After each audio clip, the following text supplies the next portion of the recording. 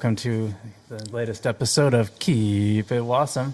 I'm BC Kowalski, and today we have a very special guest, Mayor Robert Mielke. Good morning, everybody. How you doing, Wausau? How's it going?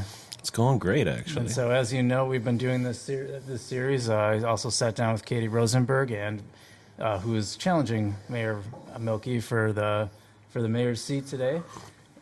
One thing I want to point out about this, and I think I pointed it out in her podcast too, that the idea of this is sort of like what it's like to have a beer, or in our case, a coffee with each of the candidates. Right, at 8:30 in the morning, beer probably wouldn't be so good. There might have been a time, but not now. So, I mean, as the bartender / barista pointed out, it is, it is Wisconsin, so there's always a possibility. it's 5 o'clock somewhere, so there you go. Yeah, and so normally on the podcast, since Whitewater is gracious to let us be here, and we will be moving. Actually, by the time you're hearing this now, we will be in our new space that is next door to Whitewater in the Artist Loft area.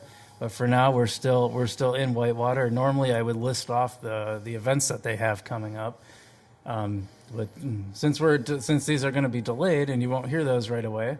Instead, I want to talk a little bit about their new toast sandwiches that they've been making. Have you had one of these, Mayor? Actually, I have, and I have had other things here. Yeah. You know, the city of Wausau had a good partnership with the owners here, and they're wonderful people, and it's just a nice little funky type of vibe, if you will, something different that's come to the city of Wausau, but it's really starting to take hold, along with a lot of other different things going on, so... Thank you for having me as your guest. Yeah, of course. The toast is pretty delicious, isn't it? I don't have too much complaint about food in general, so, Yeah. as you can tell. So I probably eat too much of the wrong thing at the wrong time due to the hours that I work. Somebody asked me, do you have a weakness? Yeah, ice cream. And sometimes it switches from either bricks or especially Culver's with the right flavor. And you know, some people have other vices. I guess even in January, I love ice cream. So Dude, ice cream it's a killer, man. Yeah. You can't stop it. One of my friends said you have to have ice cream rules, because if you don't have ice cream rules, you would just eat ice cream all day. The only time it's bad is when it freezes your brain. And Yeah. so I've learned to kind of cut back on that. But My sister has been getting these. I think it's called like Ruby's Pantry. okay. And you can go pay like $20 and you bring these totes and you get all this food. And one of the things they have is Halo Top ice cream, but her kids don't like Halo Top ice cream. So Silly children. So every once in a while she'll give me like, this like thing of, so there's like 8 of them. And of course, if it's free, it's got to be for me, right? So Yeah. So there's like 8 of them. I'm like, I try not to take them I try to take them as little as possible, because I'll have like 2 in a night. Or like not 2 like full things, but I'll take a bowl and put some almonds and a little dark chocolate in it. well, in the days, But then I'll have another one. That's not in good. the days, and forgive the expression, I call it BC, before children. And my kids are out of the house for a long time now, but my wife and I every now and then would splurge in like Haagen-Dazs or Ben & Jerry's. And every now and then we'll still get Ben & Jerry's, but yeah, the ice cream, that's one weakness, if you will. What's your favorite ice cream? Culver's red raspberry, and I also they got a multitude of different flavors. The one flavor I don't care for is mint. Really? I think I had an incident with that back in the late 70s with the McDonald's green green mint shake, and I also don't like marshmallows, because when I was a kid I ate a jar of that Kraft marshmallow whip. No desire. I also don't drink scotch either, but there was an incident in 1983, but that was a long time ago. But it's Sounds like an interesting incident. part of growing up. I think we've all been there, young and dumb at 17. So, but I've had a great life, and I love what I do, and Yeah, I was just there too. continue. I think we all I are. had my dumb 17-year-old ideas. But you know what? If you knew then what you knew now, Do you feel like some of the kids now are smarter than we were?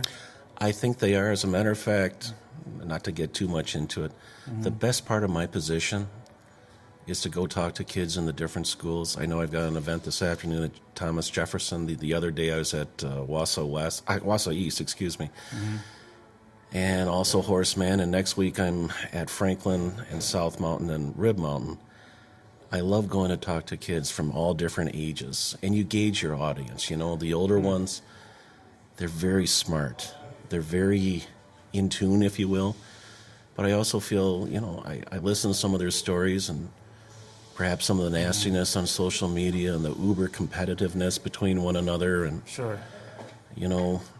The advancements in technology and everything. Sometimes it's hard to grasp. You learn one thing and a year later it's done. And so when I listen to these folks and these kids, I worry about them in the sense they're dealing with a whole lot more pressures today than I did when I was in high school 35 years ago. Yeah.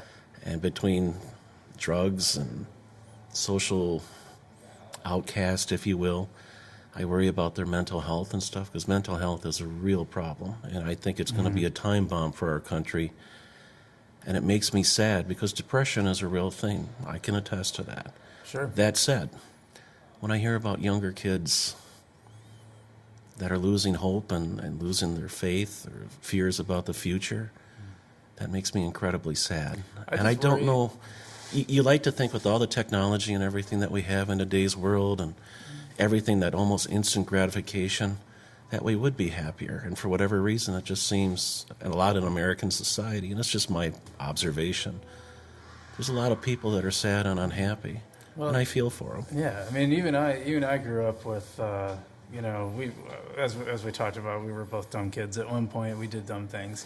Everyone it's not does. documented, right? Like, Well, yeah, you're right. Unless you got in trouble with the law, like you had that space to be a kid and make mistakes and do dumb things, and it wasn't for the world to see. And now I It's feel out like it's there. out there. And kids Yeah. can't be kids to make mistakes. Now, like when I was younger, and it was a different time growing up in the 80s. It was a great time. Great music, MTV, whatever you want to call it. And I had a blast. Were you a teen in the 80s? I was a teen in the Teenage. 80s. So I'm a little younger than me, so the 80s was kind of my, it was. You're I more was born in 90s? 79, so. Okay. So, so Gee, in 80s. 79, I was in 7th grade. Yikes. Well, yeah. And so, for me, the 80s was like my childhood, and then the 90s were kind of my teen years. Graduated in 97. But do you notice as time goes on, But I used the internet for the first time as a senior in high school. We had one lab in the computer lab at TC Everest that had the internet, and it was, my friend was like, "Hey, you got to check this out." I was like, "What's the internet?" I remember back, interesting. and I graduated in 84 from Wausau East, but I still remember the first computer we had must have been about 1982, 83.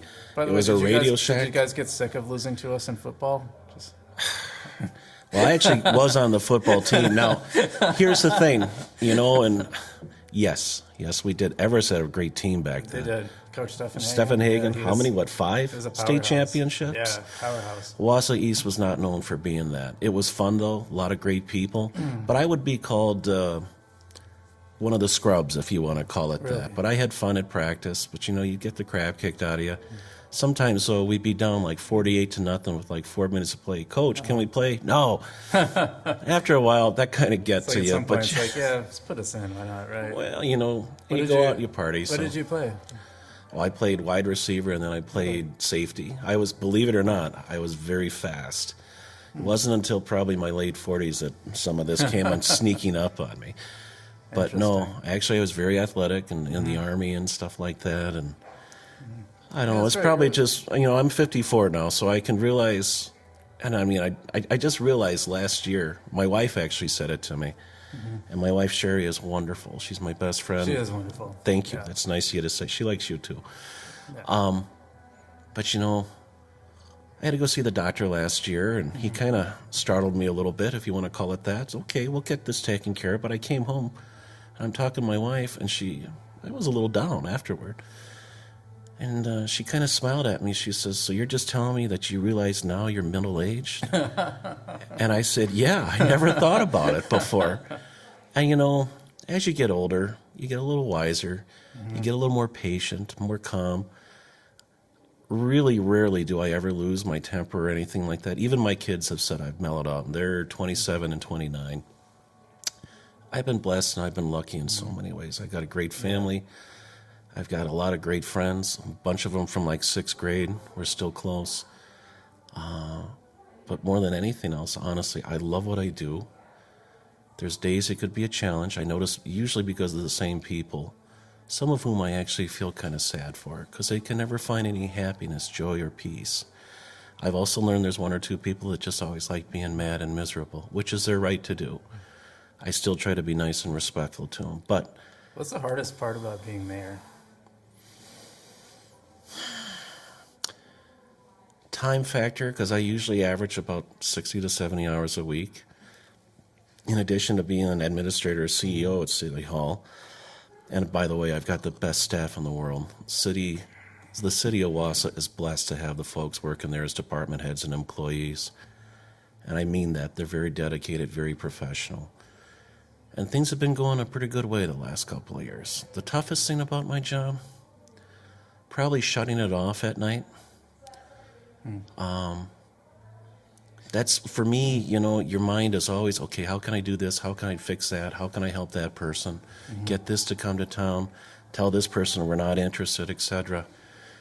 But, I guess the hardest thing for me at times, it's hard for me to shut it off at night. Yeah. You're always on call, which is part of the job. And again, I go through so many different events, being the ambassador, cheerleader, advocate for the city, which I generally enjoy doing. Last year it was over 200 of them. Wow. So, and people see me out and about, but that's in addition to working. I imagine a lot of these are on the weekends. Oh, a yeah. lot of these types I of really events try to are- take Sundays off.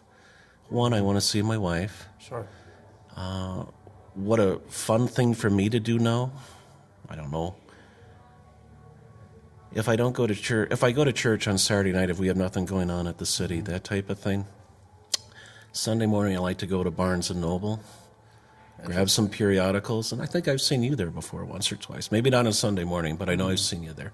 But anyways, pick up some periodicals, a book or two, grab some coffee, and sit in the corner and just disappear for 4 or 5 hours. And it's just my little way of clearing and daydreaming, that type of thing. What do you read? I'm curious.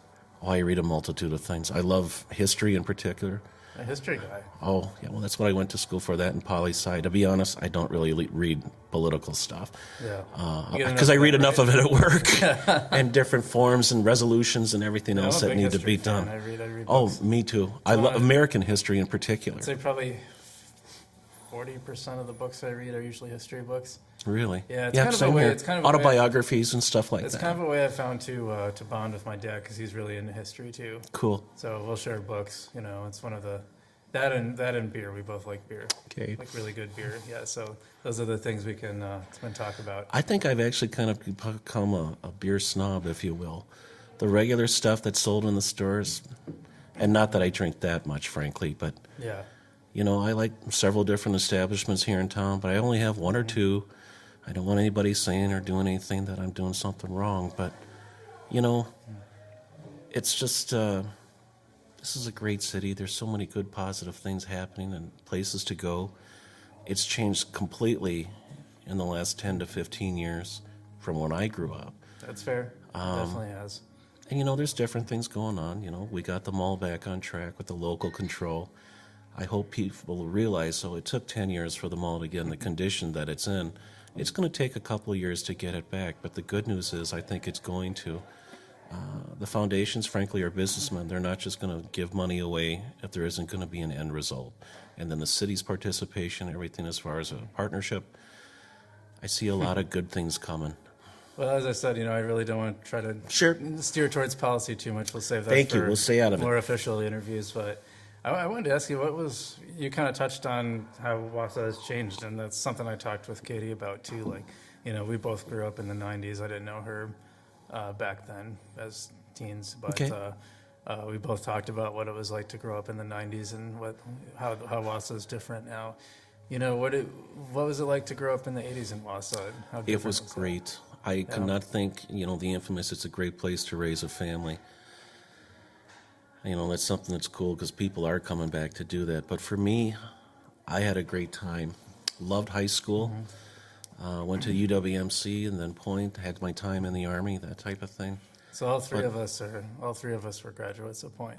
Well, going to school, like at Wausau East, for example, I enjoyed it so. And, I don't know how to describe it, but pretty much anything I've ever been involved in, I like to have a good time. I like to have fun. And sometimes something I have kind of noticed as I've gotten a little older, at different meetings or that type of thing, I like to have kind of a quirky, offbeat sense of humor, just to break the tension, if you will. And I think I've always done that. But even back in, I was just thinking, somebody had reminded me about this the other day, back in high school.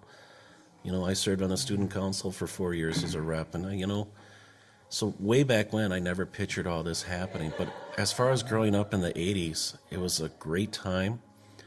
Again, the music, it was just the start of cable and stuff like that. So I still remember the days, you probably do too, maybe. You had CBS, ABC, and on clear night, or NBC kind of fuzzy as far as Channel 12 and 9 and 7. There was a very exciting day in the Kowalski household when I discovered he could actually pull in NBC. I was just going to say Saturday Night Live or what? Then I could watch Alf. Oh. I was a huge Alf fan. I liked Alf too, now that you mention it. Yeah, it's a great show. I do find, though, I don't watch a lot of television today. I watch documentaries or the History Channel. And documentaries. there's just too... It's a different time today, too, I guess, but the one thing I have noticed, though, is, like I said, I don't remember that sadness like some of the kids have today. There certainly wasn't the drug usage that is there today, or I think the family environment was a little more stable back then, too. And again, that's something like I mentioned at the top of the broadcast here, that I talk to some of these kids, and I wish I could just give them a decent answer. Sometimes you give them a hug, that type of thing, and tell them it's going to be okay. And, just to give somebody some faith and reaffirm that things are going to get better. Because I do believe in my heart there's more good than bad, but things are a lot different than when I was a kid today. Yeah, high school can be a rough time no matter what. I had a blast, so I pretty much, and I probably shouldn't be saying this, I got along with all the different groups, and some might tell you that I liked to party way back in the day. So, but for the record, and I toss this out there just to be humorous, but it was the truth. The only things that we did extracurricular-wise, and I've had friends of mine now that are police officers and stuff like that at different departments, and we laugh about it now. Of course, we drank beer, we chased girls, and on Halloween we would smash pumpkins. That was about the extent of it. Otherwise, no, we were a good group of kids. Everybody, to me, it was almost kind of a magical time. But the infamous, like I said before, if you knew then what you know now, But there's not too much in life I would really change, if anything. I'm extremely blessed. I wouldn't either. The only thing, if I could go back in time and kind of explain to myself, this is like one stage, it's part of life. You're not stuck here. Right. Things that seem like they're the end of the world, it's like barely a blip once in 5 years, And Matt, I think it was Matt Stone who said that was something he wishes he could tell. He wants to tell younger people, the creator of South Park. Yep. He's like, you can have the worst high school experience and you go to college and it's completely different, or you get out in the world and you can completely change. It's like one stage of your life. Mine was I don't know, I wasn't like a jock or anything, or so. I tried to be, but I didn't. I wrestled in 8th grade. It was 1 and 8, so not great, not a great record, but I had fun. I got in shape. Do you find that you're 40, 41, somewhere in there, right? 40, yeah. Okay. And really, I guess the thing that surprises me, and this really didn't hit me till I was about 50, so 4 years ago, which ironically is when I became mayor, but I get amazed at how fast it's gone. Because I can remember, and this is the part that makes me a little unnerved, and I think a lot of it is because at times I do feel a little overloaded, because these 10, 12-hour, 13-hour days sometimes do catch up with you. And I ran into somebody here, a friend of mine that I knew, I can't remember, we were talking like 1979, 1980, and I could tell you what I was doing 40 years ago to the day and with who and what we were doing. But on the other hand, now, if I think about 40 minutes ago, there's times I really got to think about it. And it kind of is a little unnerving. Right. So you realize as you get a little more older, like I said before, you get a little more mellow. There was a time, I guess, when I was younger, and I still question things, but never in an angry way or anything like that. I mean, I try to go out of my way to be nice and respectful to everybody. I find you will get far more accomplished if you are just genuinely that way towards folks. There's times you got to be direct, maybe even Sure. confrontational, but I usually shy away from that because I like to think I could reach out and work with anybody, and for the most part I can and have. But I do get surprised, now that you mention it, yeah, just how fast it goes. I turned 54 in January, but again, you get a little more reflective as you get I older. think you mentioned it, but I do agree with that the older I get, the more time seems to go. Faster. We're already 2 months into 2020. It's like crazy. I toured- 2019 just like flew by. I was at John Marshall last year for an event, and that's where I went to elementary school, over John Lamont Marshall, Street. huh? Yep. I Yep. grew up on Bertha Street on the south side over by the airport. Where, And it was yeah, a great place to yeah, be we're a in, kid. we're in Bertha. 147. And I look at that house. What's It's just, like the cross street? well, there's Ethel, there's Mary. It's right a block off of Lakeview. Yeah, yeah. I'm just wondering what, because I'm I was in the uh, middle at the 147. middle. Okay, I'm closer to. I'm on. Well, my driveway is on Bertha, but Oh, really? technically on Mount View, so Okay, well, you're down there a couple now blocks. people can track me down, I guess. So. And I don't live at 147 Bertha don't live there anymore, but anymore. I was just driving past there the other day, and I just thought to myself, geez, 8 people lived in that small little house, and I shared a bedroom with my brothers, and we had 1 bathroom. I guess that's another thing that's changed. That's another thing that's changing. Yeah, The houses have consumption, if you will, the mega houses. And, you know, gotten, houses have gotten bigger, and I'll never knock anybody for that. Now, I like driving a nice car, but as far as a house, it's not that big of a deal to me. I got a good one from last year. Again, I'm usually home later, and this is Wednesday nights are kind of my easy night, especially in June, whatever, before the 400 block series starts, because you're always down there. But I got home about 6:30, and it's June, and it's hot, and it's really nice, and the windows are open, and I'm starting to take off my suit, and I notice these 2 elderly ladies, one with the dog, stopped in front of my house. And for the record, I live over on 8th Avenue. And it's a nice little house, and it's been great for my family, but it's nothing spectacular or anything like that. I'm very comfortable. There's been a lot of love in that house and a lot of happy memories. We've been there 31 years this year. wow. Well, anyways, I'm watching these older ladies, and I could hear what they were saying. And one lady says to the other, well, that's where our mayor lives. Well, his house is nothing special or nice. You'd think he'd live in something fancier and bigger than that. And I swear to you, I was just trying to be funny, but I went to the window. Hey, that's not nice to say. And, oh, God bless him. This poor woman just froze in terror. The one with the dog. Now, remember, I had taken my suit pants off. And I seen that. I'm like, so I'm trying to get my pants back on. By the time I got out to the front of the house, the lady with the dog was gone. And I've never seen her since. She's too embarrassed to walk by. But me and this other lady have actually become friends. And I remember her saying, we meant no harm. And I'm like, no, I meant no harm. I really felt bad because I was just gently teasing. Yeah, right. But like I said, we kind of became friends, and a it's funny kind of story. ha-ha now. And, you know, I know, well, I got 1 vote, but not the other. So who knows? That's funny because I remember. Well, I remember someone when I was in Wauwatosa. Someone pointed out Scott Walker's house, and I kind of had the same reaction at first. I thought, wow, I thought that's just like a normal looking house, you know. And then you think, well, yeah, so what? Like it's You know- why would you know? It's just I think you have that expectation, and like especially if people don't know any better, like they think like the mayor, like, you know, they picture the Monopoly guy, right? Like, I think, you know what I mean? Like, you know, I had a top hat. I guess I would kind of look like him. I don't know. But, no, but it's funny because perception is everything. This is a while ago. I had a gentleman come up in my office, and for the record, I drive a Chevy Impala. It's a very nice car, but it's a vehicle, not a caddy, not a caddy. not a Lexus. Well, this gentleman thought I had a BMW.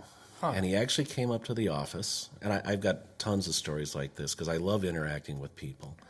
And the other thing is I will talk and work with anybody. I've had it a while back. I had it where I had a CEO and his board members for a company that are interested in coming in Wausau. An hour later, I had a homeless gentleman who had some issues with the law behind the library and wanted a porta potty.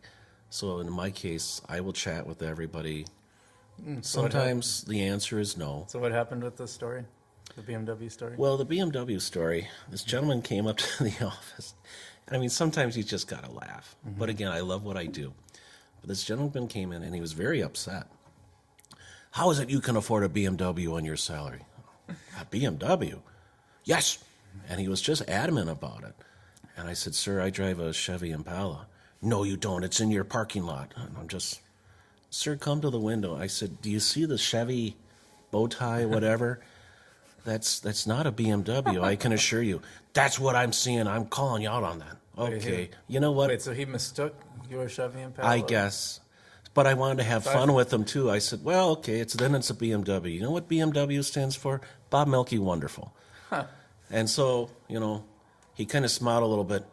Have a good day. Okay, you too. Well, that's sort of funny on a couple levels because, you could, if you bought a used, well, BMWs aren't super expensive. We had to talk and if you about bought this. a used one, I mean. We had to talk about this just for giggles. Some staff members and I a while back. What if I parked a Ferrari or a Lamborghini back there? Could you see the tongues wagging? I mean, I would wonder if that would happen when Ann Ruth shows up in her. She's got what does she have now? she's got a Corvette. Yeah, that's what I thought. It's a little bit older too. It's not a brand new one, but yeah, I always tease her that she has to let me drive it in the summer. I gotta admit, if I had the money, I would love a convertible. Yeah, are you a car guy? I am actually, and I never used to be. It's been the last couple of years. Huh. I've been watching, probably, like I said, the last 4 or 5 years. If I had the money, I love the old muscle cars, and they would have to be either blue or red. Your cars like your Chevy Chevelles, your Plymouth Barracudas, or Shelby GTs. I also like the Shelby Mustang 66 black and white Hertz Racer. But I look at these vehicles and stuff, and I mean, one, you've got to be very well off to maintain and insure and everything like that, store them. But I never used to be a car guy. I always just looked at it as a way of getting around. As a matter of fact, the car I had before this one, which is about 4 or 5 years old, I had a 22-year-old Oldsmobile Cutlass Supreme that I ended up giving to my youngest son for school. And it was a good car, but, it went through a couple of kids and me and my wife, and by the time we got rid of it, it was pretty much due. Well, it had 100-some-odd thousand miles. Sure. My son used it when he was at school in Oshkosh, and now he's teaching up here. And last fall, he ended up buying a brand new car too. He ended up getting a Malibu, but he went to go get it, fixed up for winterized. And the mechanic said, if you hit a pothole or a railroad, your car is going to fall apart. Wow. Which kind of startled both me and Mom, and but going back to, like I said, my other son, and we have a daughter-in-law, and the only things I'd really like to do from here, other than getting reelected, I was thinking about this, and I talked about this with my wife, who I just adore, and we want to travel if we could, and yeah, we like some grandkids. I don't force. My oldest and his wife. Well, it's always fun to practice, but in all seriousness, that'll happen when it happens. But again, it's going back to, like I said, I feel incredibly blessed and lucky in so many ways. What would your dream car be if going back to the car thing? If money was no object. Say money's no object. One, I don't think I could fit into it, but Ferrari just put out a new car. Well, you're just talking off. Just drive it just for, and giggles and fun. Yeah, again, no object. Yeah. Ferrari just built this new, it's called the Ferrari 812 GTS Spider, which is a convertible, and it is a beautiful car. Bentleys are nice as far as those convertibles. And I got this thing for convertibles, which in Wisconsin is kind of stupid. Yeah, it's a tough sell. You're good for a couple months, but it's a summer car. But I would love to get my wife a Mustang convertible. She would deserve it. But right now she's got a Jeep, I got a Chevy. We're happy. So I'm not a huge car guy. I like them, but I'm more of a practicality guy. I got like a Mazda 3 because it's great reliability. And I used to be like that. I can remember, and in my lifetime, I can remember my first car in high school. The gas mileage is insane compared to with my sister's. I was compared to like my sister's SUV. It's like I could probably get twice as far on the same tank of gas, like the same dollar amount of gas. It's crazy. But you know what car I actually got? Like if I was gonna get a fancy car, I really like those. I don't even know what they are. I don't know what the model is, but there's like these silver Mercedes coupes. So the Gull Wings, or I don't know if they have. I think they just have normal doors. Okay. I think. But I've seen a couple of them around. I think those are just kind of classy and slick.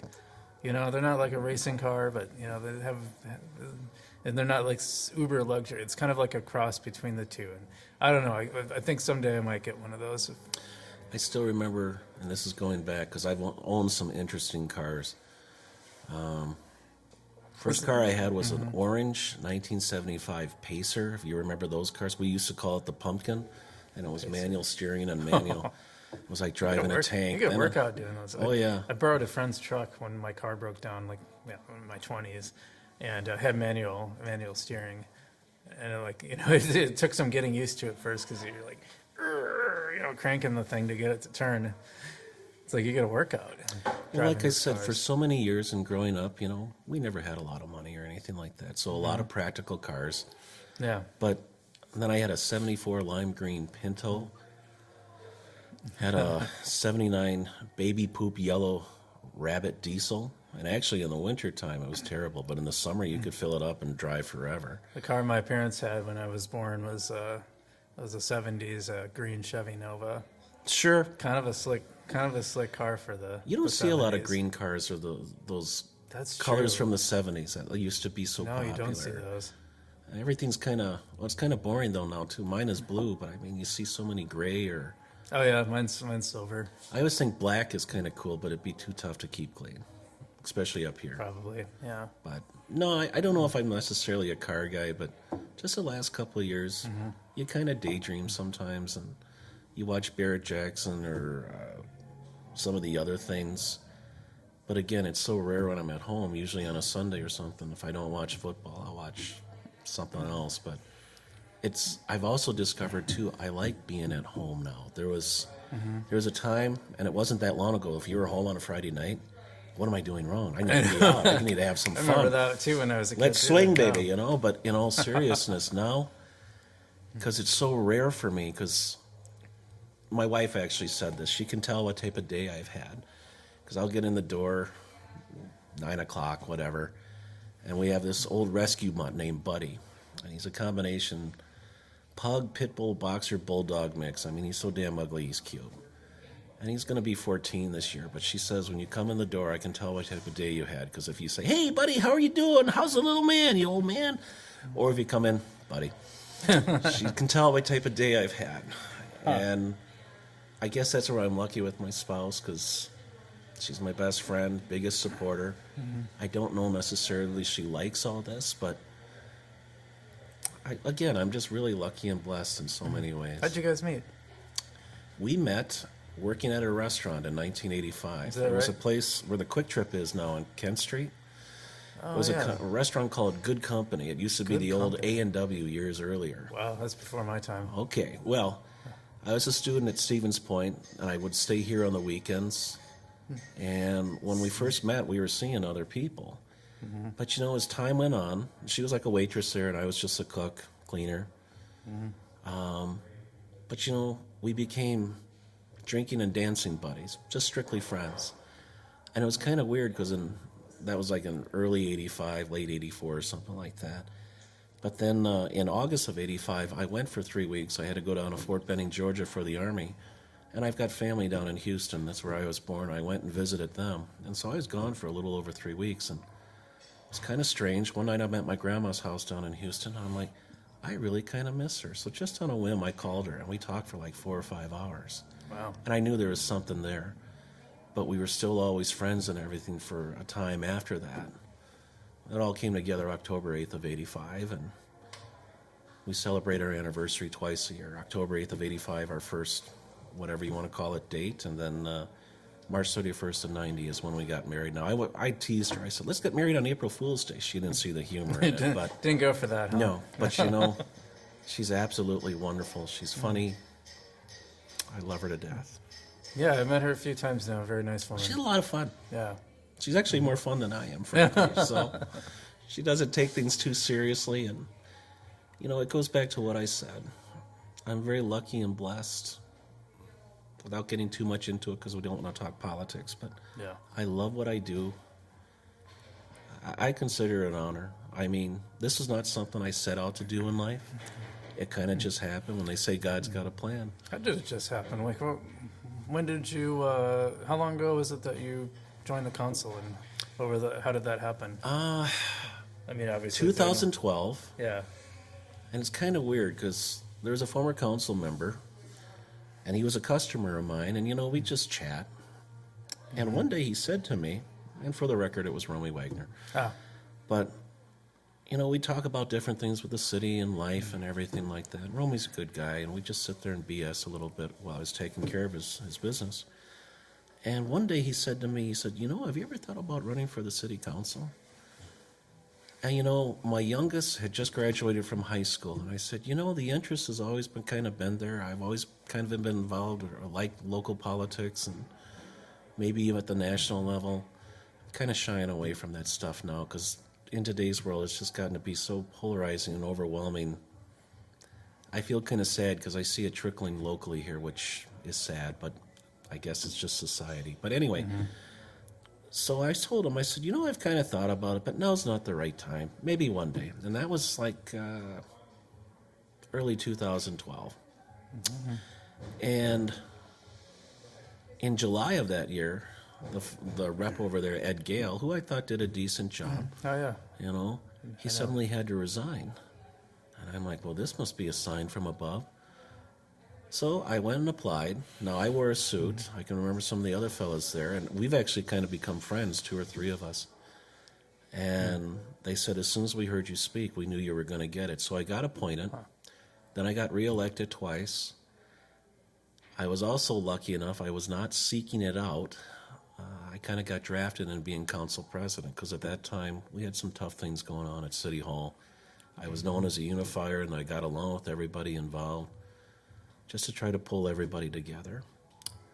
Running for mayor was just really, I don't want to call it an accident or what, but I figured I'd believe in term limits, that type of thing. And when I had seen all these other people running, and I figured the former mayor, Mr. Tipple, was going to run. And, okay.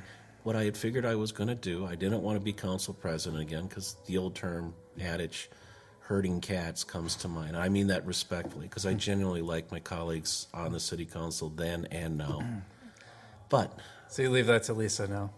What's that? You leave the cat herding to Lisa now? Lisa does a very good job. She's huge for the city. We are very close. Doesn't mean we agree with everything all the time, but the good news is we meet all the time, we talk all the time, several times a day. When we have those rare disagreements, we just work it out between ourselves. And that's why we don't have the issues like we used to. There's better communication between the mayor's office, the council, city staff. That's why things have been going kind of smooth. But getting back to real quick, as far as becoming mayor, Yeah. I had figured going into 2015 and 16, I wanted to do one more term as older person, and then I was done. I was done my bit, whatever. And then It's interesting because you don't see a lot of people on boards and councils doing it for a really long time. Sometimes you do, but I've noticed a trend of people saying they do it for a few terms, then they're like, you know what, I'm good. I'll be very candid, and I mean this respectfully. I know I do this. Anybody really at the local level, you don't do it for the money or the appreciation. You do it because you want to make your community better. That's the God's honest truth. But I personally believe in term limits, and becoming mayor was, like I said, kind of an accident because there was already a fair amount of people announced that they were running. I announced like maybe 2.5 weeks with the nomination process left. I mean, we really had to hustle because Jim Tipple announced he wasn't going to run, and it's very flattering. Kind of, I want to be humble sounding, but within a couple days, we heard from like 300 people plus, "Run, Bob, run, you'll win." And I never thought about that before. And of course, I talked to my wife, and she said, "No, absolutely not. Our private lives will be gone. We'll be attacked. No." Okay. Then another day or two goes on, and she hears some of these things. And I'm like, okay. And I still have it, the text that she sent me back in December of 15. I was at work, and she sent it to me. Okay, do you have your vision and message? Yes. Do you have your campaign staff? Yes. And for the record, moderates, if you will, of both parties. It is a nonpartisan position, but again, in order to get things done where you could work and reach out to anybody, you've got to find common ground. I do get disappointed sometimes with the extremists on both sides. What I have found when you're trying to work with folks like that, they're so set in their way and there's no give or take. And that's not good. I Yeah. think that's another reason why I've we've seen- been successful. I feel like at the local level, you see hints of that, but it's not quite the same level of divisiveness as you see at like the national or even the state level. Like I said, the like, last two councils, there's been exceptions, but for the most part, people seem kind of, they want to What's work the with one word? another. yeah, there's a little more pragmatism, I Yeah. think. It's a little less like, I'm a Republican, so I have to follow this list of things that I care about, and I'm a Democrat, so I have to follow this list of things that you know what I mean? Like, I feel like those things, I mean, you see hints of it for sure, but it's not quite to the same level. Again, like I said before, I've dealt with two really good councils. Not everything's always smooth, but overall, especially compared to a few years ago, they have been good, and we've really gotten a lot done. A lot of it had to be done, be it infrastructure. That's one thing I noticed, whoever would have been elected in 16, we have infrastructure that's old and fallen apart, and the Band-Aid approach that might have been done in the past has finally caught up with us. I'm trying to stay out of that, I know. But getting back to what I said before with my wife, she sent me this text. She said, your campaign staff, your message and vision. And she said, do you have money? I said, no, working on it. And she said, then go for it. No, I love you, but our lives will change. And they have changed, but for the most part, in a very positive, fun way. Again, I love what I do. I'm very protective of my family. And there's been an occasion or two where somebody's gone after them, and I'll be candid, it does hurt. You don't know how to deal with that. And somebody says that's your freedom of speech. You have that right to speak, because I know I'm going to get criticized or blamed or held accountable, and that's part of my position. I accept that. But when they go after your family, it does hurt, because, they have nothing to do with this. And my parents in their 80s, and it's the same folks, and respectfully, they have some issues, but you try to be nice and respectful and work with them. But I remember when that's Mayor- really the rare exception. But Yeah. it can be, today's world is a little, that's another thing. Well, that you've met Andrew Helverson, right? Yeah. The former mayor of Stevens Yep, Point. and yeah. Andy had told me what had happened with his family and his Yeah. kids at school, and Yep, that's what he told me too. He said once they got to a certain age, they started hearing, kids saying like, "My dad says your dad's an idiot," and that like the people's attacks on the mayor. And any mayor is going to get those kind of attacks, but then it starts bleeding over to the kids, and that's kind of when he wanted to get out of it, because he was actually considering a run at assembly, and I think he probably would have won. but that's part of that divisiveness today and everything. You Yeah. got to get a thick skin. And I'll be candid. Oh, for sure. Every now and then, I don't read social media for my own mental health. I hear things. Most of the time, I get amused, because you just got to brush it off. Every now and then, though, when you hear something just blatantly dishonest, or I'm also protective of our city staff. And when somebody goes after somebody's reputation or something like that, that's unacceptable. You want to disagree with somebody, you have that right as a taxpayer and a resident. I'd fight to the death for that. But there's a respectful, decent, civil way of talking to one another. And most people, and this is the God's honest truth, most people I deal with are pretty wonderful, or at least reasonable and rational. I find if you are honest, direct, but respectful, most people understand where you're coming from. But there's that small little handful. I call it the 3 Ds. I can deal with their drama and dysfunction. Dishonesty just pisses me off. And there's no reason for it. Believe it or not, all of us, anybody I know in local government is pretty honest. We have nothing to gain by not being that way. And I always let people know what's going on. But there's some folks, I don't know what it is, if it's just this anger in the country today or the divisiveness. And I really think, in my heart, though, most of us are good and decent and just want to try to work and get along and tolerate one another. But Can I those ask- that don't, yeah. they make it interesting. And I always joke, if we were all the same, it'd be a boring world. So How does your wife deal with that type of negativity when it comes up? It's got to be weird, different for your spouse to see your spouse, like, you know. She's very protective of me. She is not a political person in any way. She's actually one of the nicest, kindest, sweetest people. Fun, and again, non-political. But I've been surprised because we've been together this year 35 years. Congrats. And I've noticed she sees or hears something, she gets protective of me, and she'll say, "Why aren't you mad about it?" I'm like, "What can I do? It doesn't pay to get upset." That doesn't mean that something doesn't bother me on occasion. Sure. Especially when it's just blatantly dishonest. And it's just, what can you do though? Because I have supporters that'll send me stuff on, they see something on social media. "Bob, what are you going to do about this?" "Nothing." "Why?" "Because I'll go nuts trying. It's not worth my time. It's not worth my time. And people have a right to their opinion. But again, most people I deal with are wonderful. I'll share this with you, and I mean this in a respectful, affectionate way. But almost every day I have my little list of what I call the frequent flyers. But I always take their phone call and give them respect and listen to what they have to say. Frankly, I think I might be their only human contact. And really, they just want to be listened to. They want to be heard. And that's one thing I learned in customer service back when I was in retail and other listen. things is that, just listen. People just want to be heard. And be nice. Even when you're telling somebody no. And I give folks an allotted amount of time. And most of the time the answer is no, and the biggest reason why, we can't pay for it. Yeah. But they appreciate that they've been heard and listened to. They really, and they say that's never happened before. Yeah, I have to tell people no a lot too. And people always have story ideas, and people don't.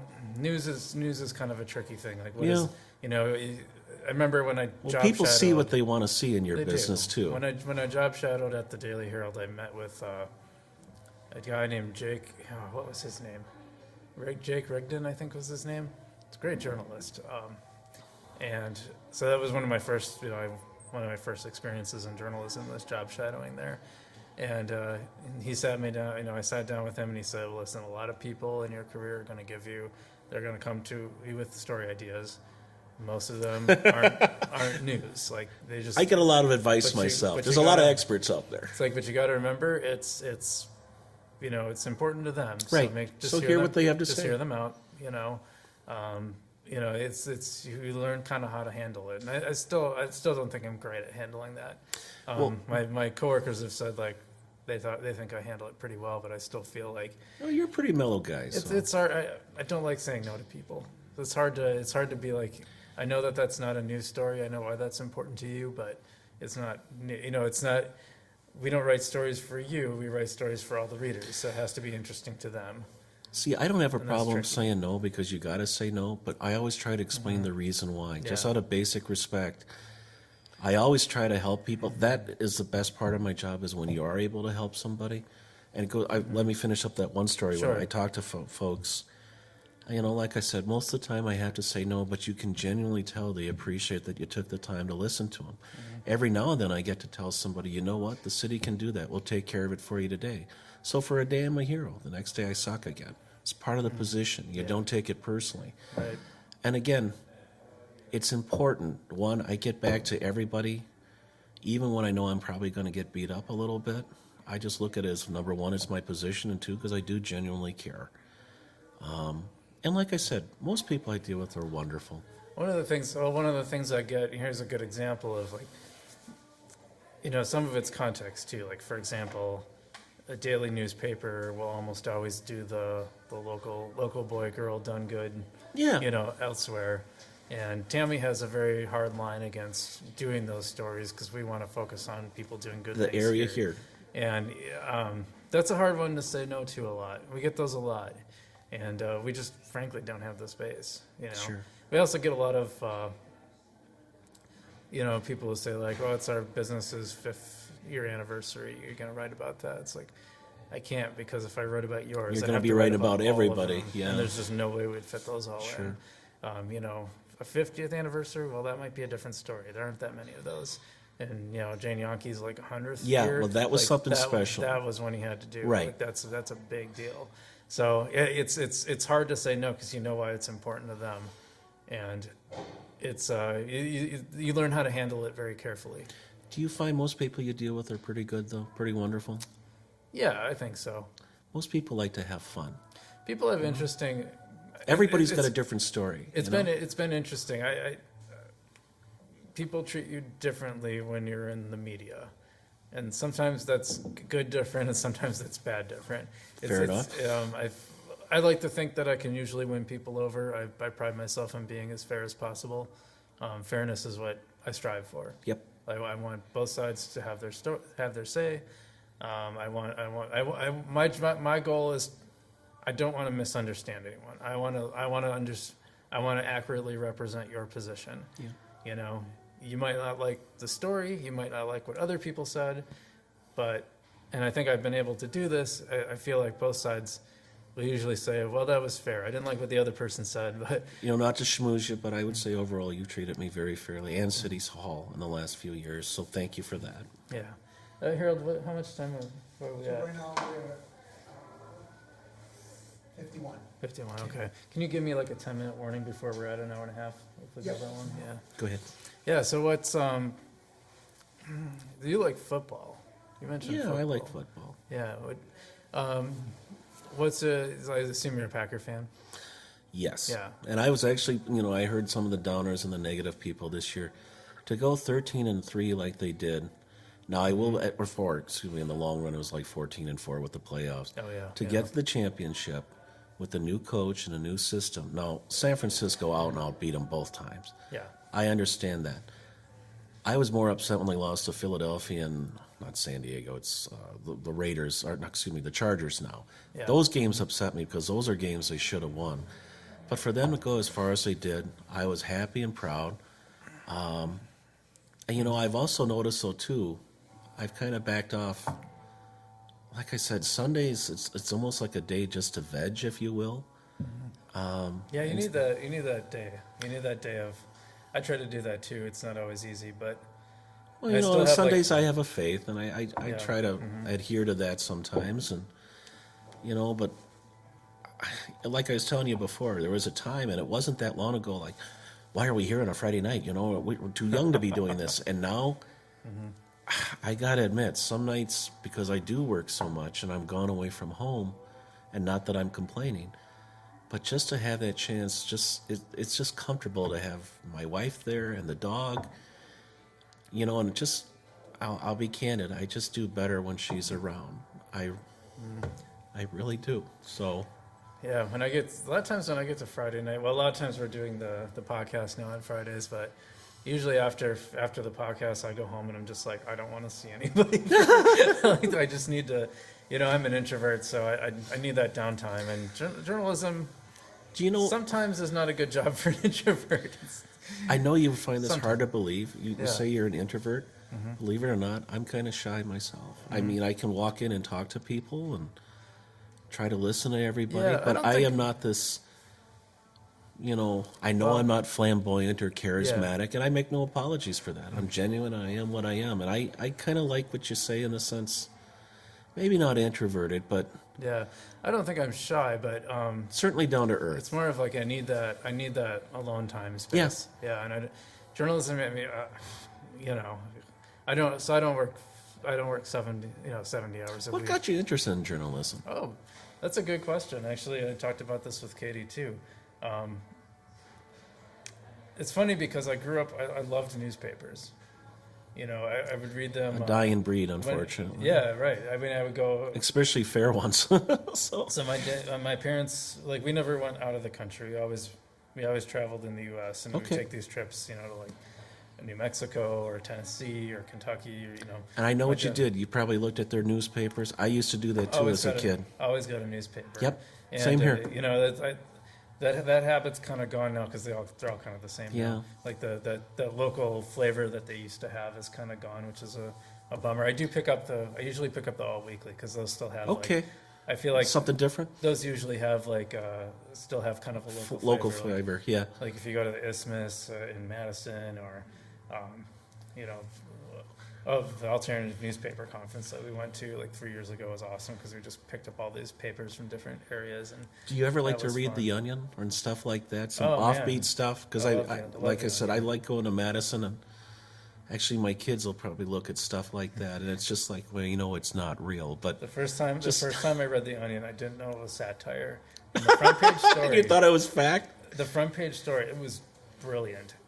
It was about this. It was about this new stop smoking aid, and like Okay. it kept going through about how it's like, just like it looks just like a cigarette, and it's this. You light it just like you light a cigarette, and it was like eventually you realize you get to the end and you realize they're basically talking about a cigarette. Yeah. It's like I was like, what is going on? And then I started reading the rest of the story. I'm like, oh my god, this is a satire magazine. I was like 18. I think I was hanging out with some And friends. it's not down in crude Madison. or anything like No, it that. was It's so- actually kind of clever, frankly.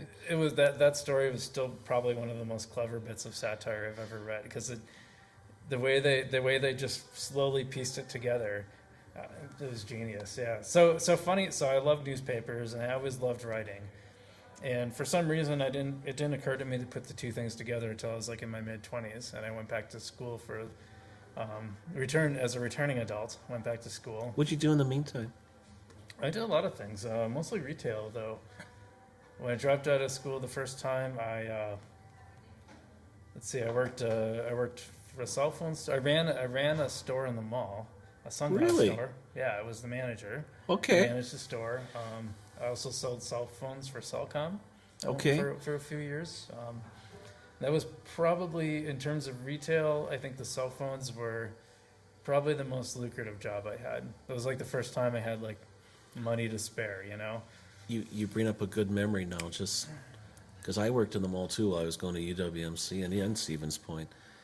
I can remember I sold shoes at Kinney's and purses, and you try to set it up and add-on sales, that type of thing. I also worked, if you recall, Bally's Aladdin's Castle. I was like the I remember caretaker, Aladdin's Castle. and it was actually I could get a lot of homework done, that type of thing. Go out there and yeah, I remember working in the mall too. Now that I forgot all about that, and it was fun because Yeah. my wife later on, and while I was going to school, she was manager at Diamond Dave's, if you remember that, I for remember like 10 Diamond years. Days, yeah. And yeah, that brings back some happy times. I can remember even some of the bars up here before they built Someone- the Jefferson Street Someone Inn. posted on Facebook. I can't remember. Maybe it was that you're from Wausau page. Sure. It might have been, but I love that. They posted an unopened bottle of, and I don't know if they made a beer or something, but it was a Diamond Dave's beer. It was Okay. probably like a brand of beer that just let It's them probably use their some type of label. swill. Something like Yeah, it was very good back then. It's probably not one of the better ones. So But I'm like, wow, what a little piece of Wausau history where it just had, it was like a Diamond Dave's unopened. And they're like, yeah, I'm not going to try it. But we were that was talking about cool, that before with beer, because like I said, now, of course, when you're kids, you'll drink anything probably. But today, like Bull Falls or Red Eye or something like that, or the Great Dane. We're right here, Whitewater. Yeah, I was just going to Great say, beer, and yeah. and Scotty's I like to too. try That's a good different things, and then sometimes it's just like, oh, I don't care for that, and then there's other times, hey, I could do a lot of this, but we don't do it out in public. So You light beer guy or dark beer? Or what's your favorite? I love stouts and porters myself. I don't care for the IPAs and stuff, and I got to be in the right mood because sometimes you got the coffee flavored stuff, you got the chocolate flavored Yeah. stuff, and some of that's a little funky for my taste. I actually like like that beer in general, but I also like, a couple of weeks ago, I was down in Madison on a trip, and we went down to New Glarus for Spotted Cow, and we brought some home, that type of thing. But again, My dad hates spotted cow. well, the cow itself I don't care for, but You the like the kind of the other fruitier ones I stuff, actually kind of like love, there was yeah. a raspberry there and a Yeah. cherry, Door County Yeah, cherry. New Glarus has some great beers. They do, and it was kind of funny. They gave you a little chip if you went into New Glarus itself, and it's kind of a quaint little tourist town. What do you call it that? But the weirdest thing in my job that I have noticed is when you get recognized elsewhere. Oh, interesting. I've had that happen a couple of times. I had this happen in New Glarus. We're in this little bar in the middle of nowhere, and our niece from Colorado was with us. My other niece lives in Verona down there. So we were down there to see her perform on a play, that type of thing. And it was just one of those rare times, my wife and I, just to get out of Dodge for a day or two. But I'm sitting there drinking my beer, and my wife and my niece are chatting. They mention Wausau, and this bartender keeps looking at me. He says, "Hey, aren't you the guy that got hit in the head with the snowball? Which, I just thought was really, really funny. Another time here, we finally took a trip last year and went to Montana. Again, I love American history. We were at the Custer Battlefield, out in the middle of nowhere. And just walking by the displays and everything like that inside this building. And this little boy, he was wearing a Green Bay Packers shirt. And he came running up to us. And I said, well, hi, how are you? Are you from Wisconsin? Uh-huh, yeah. And he ran away. Well, about that time, his father pokes his head behind this display. He goes, can I help you? I said, well, we just noticed your son was from Wisconsin. So are we. And then he starts doing the dumb dog look at me.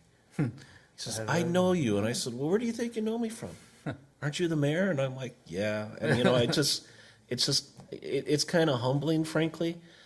But I know my wife got a little irritated because, we got back on the interstate and she's like, we can't go anywhere without somebody saying. But I don't mind that. I like that. I like that interaction. And something like that is kind of cool. You're in Montana and you get recognized. Or in New Glarus. And it's just, you're like, yeah, it's me, And again, that's part of that being out in the community and everything like that, which I love doing. And, it's like with the snowball thing. To turn, as we all know, it was a fake story. Whatever reason, Wausau got picked on. I was pretty disappointed in my national media colleagues and how one of them said Wausau had a population of 130,000. Well, come on, that's a Wikipedia search. Not only that, but just the I decree that this city will have no fun, like the Burgermeister from Santa Claus or something. Yeah, you would. I was. And this was an ordinance that was updated in 1962. Now, I was born in 66. I don't have that type of power. But it turned out our city attorney, I saw that. it was originally done in 1872 with the original city charter. Yep. And it's a rule that every other community has. Yeah. To give Ben Blevin, our chief of police, credit, because a couple of days, and again, I'm very protective of staff. Nobody locally was upset with these fake stories, but nationally, we were getting phone calls and really ugly emails from across the country. Yeah. I actually got threatened by a guy in Ohio who was going to come up here and kick my fat whatever. And I'm just like, I can't believe, but my assistant and the girls in the clerk's office, this is just ridiculous. We're wasting time. If you're in Ohio, why do you even Well, care? no, but I ended town in the middle of I ended up Wisconsin is talking, doing, right? seriously, I ended up talking to people from Montana. That lady was actually from, I think she said Whitefish Bay. We had a great conversation. I talked to a guy in Arizona, and they said, you're really a nice guy. I said, yeah, most days I really am, but this is totally false. Watch this video. To give Ben Blevin credit, he came up with the idea, because I called him up after a couple of days, and I think they got a little abused too. But I'm like, let's turn this negative into something positive, make it fun. And he says, I was thinking the same thing. And we had ideas back and forth, and I don't remember who came up with it. I said, I think I said something like, we got to do something at the 400 block, and how about a snowball fight? I swear to you, the hit that I took to the head, though, was not planned or choreographed. That was real. And you could tell by Matt Barnes' reaction. Yeah. No, I asked Deputy Chief Barnes what I was like, how many takes did that? He was like, it was the first one. And we did not plan it. Now, I got up, and I guess I was up for a Best Supporting Actor. Right. But, a couple of years ago, I volunteered to be tased by the police department, too, and I'll never do that again. Yeah. But I've heard from a couple people, they said, are the cops mad at you? And I'm like, no, they actually think I'm a pretty good sport. Mike Wiesa did the same thing. Yeah. Did I? I love Wiesa. Have you been following his mic drop challenge? Yes. That's so funny. I'm a little more subdued, perhaps. That guy's, he cracks me up. He was the very first source I ever called when I started at the Stevens Point Journal in 2010. And, it ended up being a great source. I didn't think he would be mayor one day. He seemed to really like his city council and county board role. Well, Mike was on there for 10 years. And see, I was only on for 4, and I've been told, boy, you moved up fast. And it's just like, well, honestly, it was nothing. It wasn't this master plan or this is what I'm going to do, And their mic drop thing is so funny. They've been maybe next term. He did Wiesa. What did he do? He'd give him a smoothie, and he said he loaded it with all kinds of chocolate and stuff, and it said it's a healthy smoothie. And they would send a box of donuts to each other. It says carb fat free. That's just the way they're. And I knew both of those guys. I knew Sheriff Lucas, he was the court, Yeah. the person in charge of the courts for the sheriff's department when I was covering courts a lot, so I got to know him through that. I don't think he became sheriff until after I think it was after. No, I think there was about a year overlap before I left and came back up here. You made me think of another time, another job that I had. I worked in media here. This is getting to be probably 30 years ago or so. I worked at WSIU and WIFC, and I worked in sales, and then every now and then I used to go on the air. I was able to, not that I was paid for it or anything, but I was known as Bob LaSalle because I worked in the sales department. So, Somebody else had come up with the name, but it was a fun job. It was a blast. And then this is in the era before BC, before children. And, my wife and I would go to concerts and stuff like that. And now I'm finding that, we went and saw McCartney last year at Lambeau Field, but even now I'm just kind of like, there's almost too many people, that type of thing. But it was a great job, but it didn't pay. You know that about working in media. It's something that, it's like a passion. It's something, and I would compare this to that too. It's like a calling. And kind of what I said earlier, you don't do this for the money or the appreciation. You do it because you want to make your community better. You want to help people. And I've got some great stories. I've got some people that don't like me, fine, that's their right. But I've also got some people that I have helped out, and it's incredible because you'll see them later. I'll share this story with you. When I was an older person in District 11, there was an elderly lady on Callan Street whose house had been targeted for the city for whatever reason. She ended up amassing an amount of fines from the inspections department. I think it was like over $100,000. Wow. And I got a call from a neighbor, can you help this lady? And I went to her house like 4 or 5 times. I knocked on the door. And, she finally opened up the door and she's looking at me. She says, are you here to take my house? And I said, no, ma'am, I'm trying to help you if I can. And, I had to talk to her for a little bit. There was some trust built. Long story short, we ended up going to court. All these fines got dismissed. She got a $50 fine. And we were able to find a faith-based initiative to fix her house. And I still get Christmas cards from her, and she calls me her angel. And every time I see her, it's very emotional. But to me, that's what government is supposed to be. You help people that need help, those that are less fortunate. Sometimes the answer is going to be no, simply the biggest reason because there's not enough funding.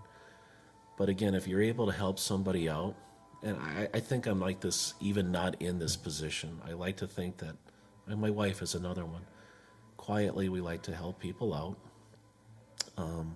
Because again, we've been so lucky and so blessed in so many ways. But just things like that, you hear from other people and you realize the situation that they might be in.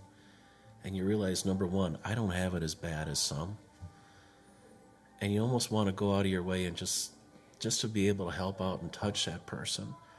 And over the last couple of years, that to me has probably been the most rewarding, is when you are able to help somebody out. And there's times you can't help people out. That bothers me sometimes too, because for whatever reason, it just doesn't work. There's at the times got to be a sense of personal accountability.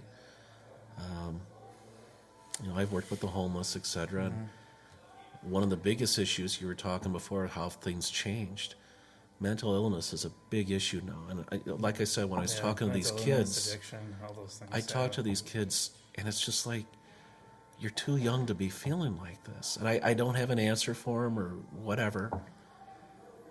And it's tough because sometimes it does get to you. I think that is the age you feel it though, because your hormones are raging. I think there was a study that shows you feel things at that age much more strongly than you do as an adult. Well, as you're an adult, you get older and you realize, okay, that's part of life. You adapt and learn from it, or that's part of it. Let it too. go. It's like there's actual physiological things that contribute to that too. And also, your brain isn't fully developed until now. There's, what are they saying now, 24, something like that? Something like that, 25. Maybe a little older. So, you have to keep all these things in mind. And I think there's been a push, and I think this is a very good thing. I think there's been a push to have more of a focus on mental health in the schools, and we're starting to see that around here too. And I think that's a good thing. The Wausau School District has really gone above and beyond in trying to help children and all different ages. I'll share a story with you, and it's not to make it into a Oprah or Barbara Walters moment. I will share I didn't have the greatest of childhoods. Lost an older brother. My mother ended up having some issues. My dad, I don't know if I want to say hero, but he's somebody that I've grown to really admire and respect. At the time, I didn't, because I inherited being the oldest. Yeah. And he was a tough old German. And he was military, and this is the way we're going to do it. And there could be times it could be extremely harsh. That said, this is a man that kept 5 kids together in the 1970s, working 3 jobs. Wow. Still staying with my mom today. This year they got 60 years together. Wow. My dad, I'll never be that decent. And I get very appreciative, again, of what I have. But growing up like that type of help was not in the schools. Right. And at that time, this is the late 70s and the 80s, I think for me, you just learn to have empathy and compassion and understanding for everybody, but also at times there's got to be accountability. Because, I didn't understand it at the time, because my dad could be tough, and I love him to death. And I look at my folks now, and they're getting up there, and, again, what we talked about earlier as far as when you age, and I see it now, if it makes any sense. And then when you have kids of your own, you understand, hey, the old man was right. He was tough, but he was right. And again, I'm close to my extended family, but growing up, I guess I was pretty lucky, because while there were some people, not just kids, but other adults who could be incredibly cruel because of the situation, there was also a lot of wonderful people who went out of their way to be decent to me. And I can still remember their names. Some are gone now, but just the decency and the kindness that they showed to me in growing up, and frankly, not the easiest of times. And you remember stuff like that, if you want to call it, pass it on, play it forward, whatever. And I think sometimes that's what me and my wife try to do. And we do it truthfully, everybody. We do it quietly. But I know a lot of people that are like that, and I really believe in my heart most people are good and decent, and they want to help others. Yeah, it's funny. My dad was pretty strict and harsh when I was growing up, too. And, you come from a big family? I just had one sister. So I had 2 younger brothers, 2 younger sisters. But, yeah, I still don't, there are still things I don't necessarily agree with that my dad did, but overall, I feel he's human. He is human. That's the real and realization. The one thing that I I've learned come with to, my dad, his dad, and it's kind of funny, my grandparents, I had the best grandparents in the world. I had a set up here in Wausau, and I had a set down in Houston. Interesting. And if I ever become a grandpa, I want to be that combination. I'll share this. I miss my grandparents. I think about them every day, and my one grandma's been gone close to 20 years. Yeah. And, just, I guess being a grandparent, I guess that's why I'm kind of looking forward to that, maybe, because I am realizing that I am more than middle-aged now at 54. But just to have that chance to interact, and my grandparents, it was different than a parent, because sometimes it would suck going back home, because it's like, oh, I'm back in reality. Yep. And you go to Grandma and Grandpa's house, or Gramps and Nana's house, and, it was just a magical world, because you could do pretty much whatever you wanted with no consequences. Well, I was going to say, too, finishing my thought with my dad, I don't agree with everything he did, but I'm kind of glad he was somewhat hard on me, because I think it helped toughen me up and shaped me into who I am today. And, my dad was super frugal growing up, and it saved and invested a lot, and now I'm doing that. And it's kind of funny that I came back around. So you're not going to be getting a Ferrari, right?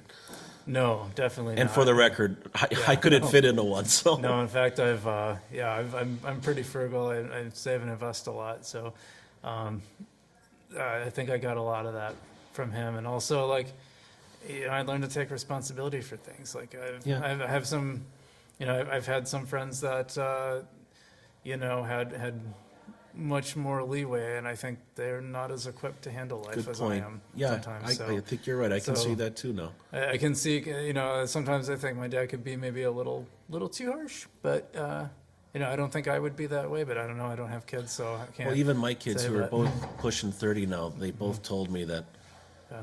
you've mellowed out the last few years, and it's just, I don't know if it's just age or progression or whatever, but I think more importantly, you get to that sense where you really realize what's important and what isn't. Yeah. The one thing that I don't sleep well, I'll admit that, because your mind is always racing, you're always planning ahead. But it's better now than when I first started, because I've got great staff that we delegate to who know what to do. City Hall is back on track, and the Have you- culture and the morale is good. But I'm always thinking as far as what can we do better for the city of Wausau? What can we do better for our residents? That's you ever- always in my mind. Have you ever tried meditation? I've actually talked to somebody about doing yoga and meditation. Hey, meditation really helps a lot, even a few minutes, I think.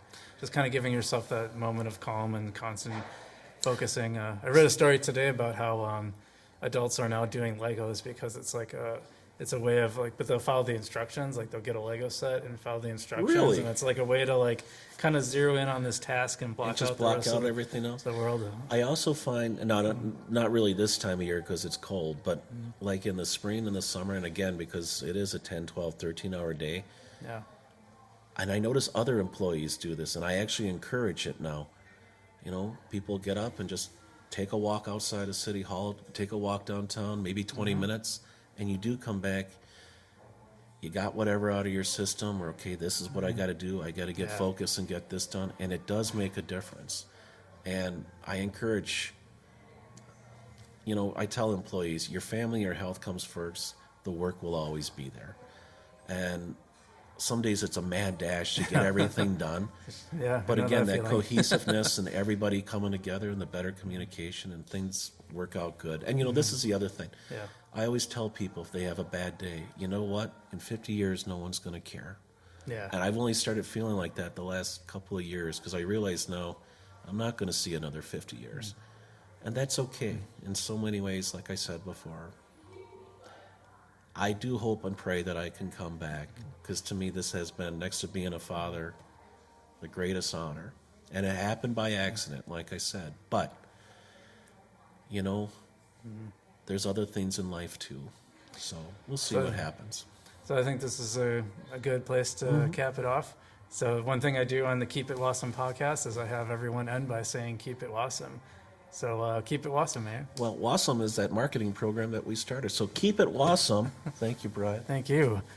Thanks everyone. God bless. Thanks everyone for listening. We are, as always, filming live at Whitewater Music Hall, and by the time you're listening to this, we'll be in our new studio space next door.